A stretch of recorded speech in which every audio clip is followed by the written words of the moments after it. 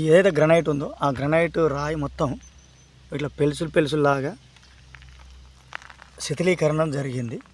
అంటే సహజ సిద్ధమైన పద్ధతుల ద్వారా అది జరిగింది. ఇలాంటి రాయి అంటే మొరం రాయిగా చెప్పవచ్చు. ఇలాంటి మొరం రాయి నీటి నిల్వని కలిగి ఉండే అవకాశం ఉంటుంది. చూడండి అక్కడ మొత్తం గ్రనైట్ హిల్ కదా, అదే కంటిన్యూ అవుతూ ఇక్కడ పాదం దగ్గర మొత్తం మొరలాగా మారిపోయింది.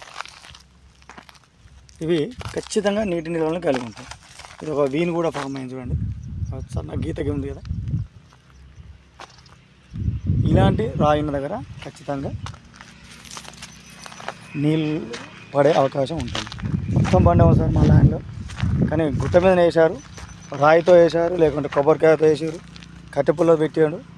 అతనే కనసాగతో ఇక్కడ ఏమని చెప్పడం జరిగింది. అయినా సార్ ఫుల్ వాటర్ వచ్చినాయి సార్, ఇది ఎట్లా సార్ సాధ్యమని అంటుంటారు. ఇక్కడ ఇలాంటి